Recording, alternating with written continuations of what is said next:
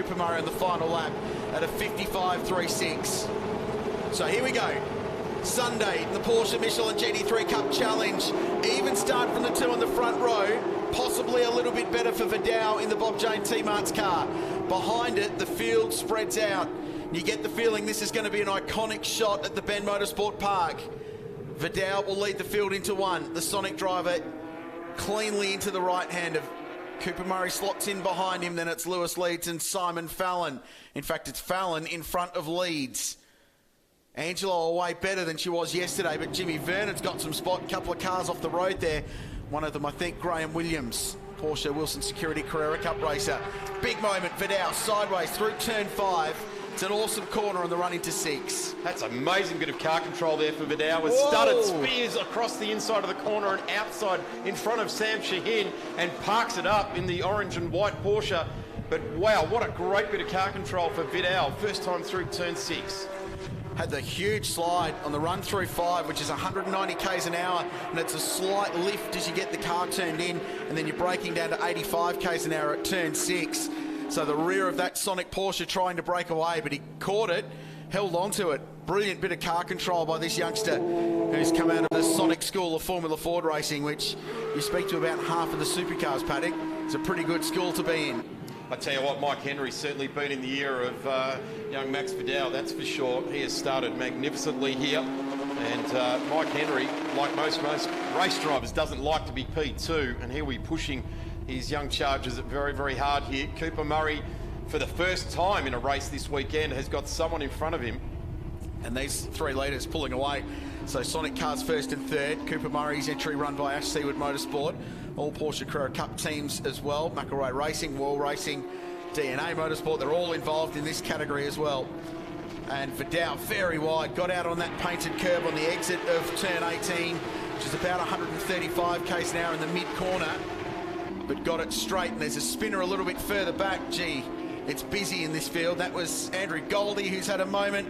Phil Morris, Michael Lochisano, everyone taking evasive action. 4 cars stranded on the run into the final turn. And there's damage on Lochisano's Hallmark Property Group car. Had a birthday yesterday. Not a happy birthday today.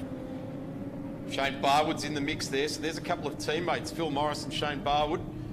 Teammates there, and we've got cars strewn on the track. That's not going there. Morris's right-hand rear looked to have damage. Yeah, Lochisano's car's not going anywhere, and we go safety car because of it. So it's a fast bit of road down there. Turn 17, which is the penultimate corner, might only be 80 k's an hour, but they're up to 170 before they break and turn in to the final corner. So the safety car will retain the field. And for the first time today, we're under yellow in the Porsche Michelin GT3 Cup Challenge. It's Michael Henry on the radio to his young charge who leads the motor race. Michael Lochisano with coolant flying out the front of that car. Looks like Phil Morris has realised that he's got damage there as well. The car sitting down on the ground on the right-hand rear there, so that's a shame for the Motec entry and the Hallmark entry. Goldie as well, sitting there, stranded in the middle of the track. It was a strange incident. We caught the end of it with Goldie, the West Australian, having a big moment, but I'd suggest that was in evasive action to everybody else in front of him that had that drama.